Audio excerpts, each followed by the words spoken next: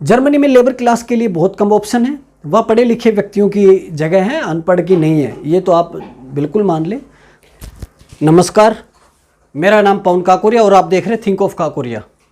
मैं education, motivation और knowledge के लिए वीडियो लेके आता रहता हूँ। जर्मनी कौन जा सकता है और कैसे जाया जा सकता है, और किन को जर्मनी जाना चाहिए और किसके लिए जर्मनी है और किसके लिए नहीं है, कैसे जर्मनी जाया जा सकता है और कौन जा सकता है। Student visa. स्टूडेंट वीज़े में भी आप 12th के बाद भी अब स्टूडेंट वीज़े पे जाते हैं, बैचलर या किसी पीजी डिग्री के लिए या कोई भी प्रोफेशनल कोर्स करने के लिए भी स्टूडेंट वीज़ा लगा के और जर्मनी जा सकते हैं। हाँ, वहाँ पढ़ाई का खर्चा बहुत कम आता है, इसलिए बहुत ज़्यादा इंडियंस जर्मनी जाना पसंद करते हैं और जर्मनी जाते भी हैं। अब उसके बाद आती है स्टूडेंट, अगर दूसरा कोई ऑप्शन हो स्टूडेंट वीज़े के थ्रू, अगर किसी कोर्स के थ्रू नहीं जा रहा या कोई और ऑप्शन हो, तो और ऑप्शन है यूनिवर्सिटी स्टूडेंट एक्सचेंज प्रोग्राम। हमारे इंडिया में बहुत सी ऐसी यूनिवर्सिटी है, ये सभी अब्रॉड यूनिवर्सिटी एक्सचेंज प्रोग्राम होता है कि एक कंट्री से दूसरी कंट्री के स्टूडेंट्स एक्सचेंज होते हैं। वो तकरीबन 6 मंथ के लिए ऐसे जाते हैं, वो अपने किसी प्रोग्राम के अंदर जाते हैं और वो उसके बारे में जानते हैं, हमारे यहाँ पे क्या सिखाया गया है, वहाँ पे कैसा हमें अलग मिलेगा, वो सीखने के लिए कुछ कि वहाँ ऐसा क्या है, उसी चीज़ में वहाँ हमें क्या सीखने को मिलेगा। तो स्टूडेंट एक्सचेंज प्रोग्राम ये पूरे वर्ल्ड में होता है। बहुत सारी ऐसी कंट्री है जो अपने स्टूडेंट एक्सचेंज करती है, तो इंडिया में भी ऐसे प्रोग्राम है और इंडिया बहुत सारी कंट्रियों में अपने स्टूडेंट्स भेजती है और इंडिया में भी अदर कंट्रियों से स्टूडेंट आते हैं। तो ये आपके पास बहुत अच्छा ऑप्शन है। आज अपनी यूनिवर्सिटी से इंडिया में पढ़ रहे हैं और अपनी यूनिवर्सिटी से भी आप स्टूडेंट एक्सचेंज प्रोग्राम के तहत जा सकते हैं। आप किसी ट्रेनिंग के थ्रू जा सकते हैं, कोई ट्रेनिंग आपको आपकी कंपनी भेजती है या कोई और आपकी संस्था है जो आपको किसी ट्रेनिंग के थ्रू अगर भेजती है, तो वो भी आपके पास एक ऑप्शन है। रिसर्च के अंदर भी आप जा सकते हैं। आप किसी चीज़ की रिसर्च करना चाहते हैं और वहाँ के किसी कंपनी से या रिसर्चर से आप परमिशन ले लें कि सर मैं आपके अंडर में किसी चीज़ की रिसर्च करने के लिए आ रहा हूँ, तो उसके थ्रू भी आप जा सकते हैं। अब बात आती है जॉब वर्क वीज़ा, जो अक्सर सभी इंडियंस वेट करते हैं और देखते हैं ऑप्शन कि हमारे पास क्या क्या ऑप्शन है, हम जॉब वर्क वीज़े के अंडर कैसे कैसे जा सकते हैं। 2 ऑप्शन है मेनली। तो जॉब वर्क वीज़े में एक तो डायरेक्ट आप इंडिया में बैठकर अपने घर में बैठ के और यहीं से आप इंटरव्यू दें, जर्मनी की किसी कंपनी में या किसी संस्था में, किसी होटल में कोई भी इंटरव्यू दे के आप अपनी स्पेशल जॉब के रिगार्डिंग और आप इंटरव्यू क्लियर करके उसके बाद आप अपना वीज़ा लगा सकते हैं।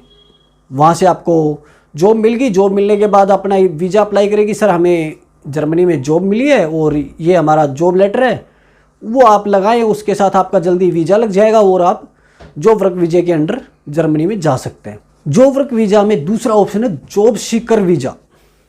जॉब सीकर वीज़ा, जो व्यक्ति इंडिया से जर्मनी में डायरेक्ट जॉब नहीं पा सकते, उनको जर्मनी ऑप्शन देती है कि आप हमारे कंट्री में आइए, हम आप 6 मंथ की परमिशन देंगे, 6 महीने की वो परमिशन देंगे, 6 महीने में आप जाके वहाँ जॉब आपको लेनी होगी।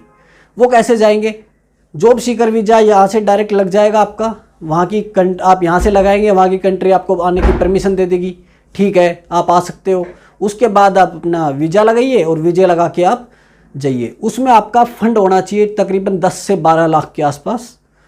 तो 10-12 लाख आपका अकाउंटिंग फ़ंड होना चाहिए, जिसमें आप जा के वहाँ रह सकते हैं, आप वहाँ का खर्चा उठा सकते हैं और 6 महीने में आपको वहाँ पे जॉब लेनी होगी। जिस फील्ड के आप बंदे हैं उसी फील्ड के आप अपनी जॉब लें वहाँ पे।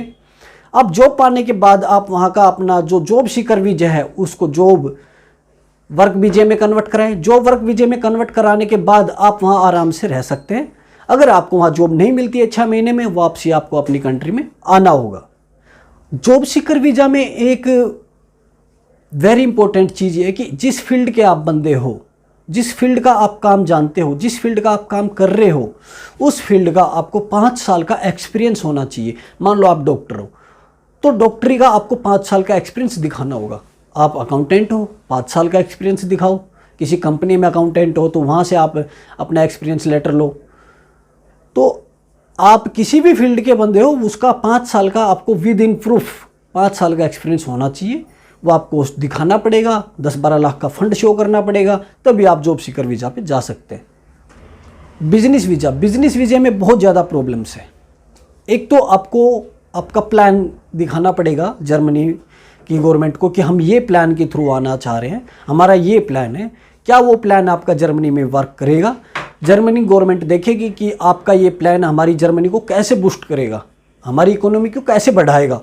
अगर आपका प्लान जर्मनी की गवर्नमेंट को अच्छा नहीं लगा तो आपका वीज़ा कैंसिल हो जाएगा। आपका प्लान होना चाहिए, साथ में आपका बजट होना चाहिए कि उस बिजनेस में आप कितना बजट लगाना चाह रहे हैं।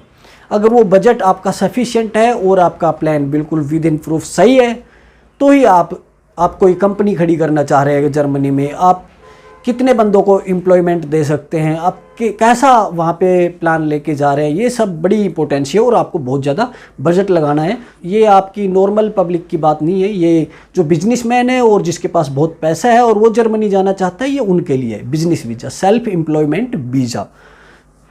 फ्रीलांसर वीज़ा में डॉक्टर, इंजीनियर, साइंटिस्ट और टैक्स प्रोफेशनल, लॉयर, सीए ये जा सकते हैं इसके तहत। फ्रीलांसर वीज़ा में आपको अपनी डिग्री, आपका एक्सपीरियंस और आपका बजट, मतलब आपका फंड, अकाउंटिंग फंड आपको दिखाना होगा कि जिससे कि आप ये सब दिखाएंगे, ये प्रूफ आप उनको देंगे तो आप फ्रीलांसर वीज़ा के तहत जर्मनी जा सकते हैं।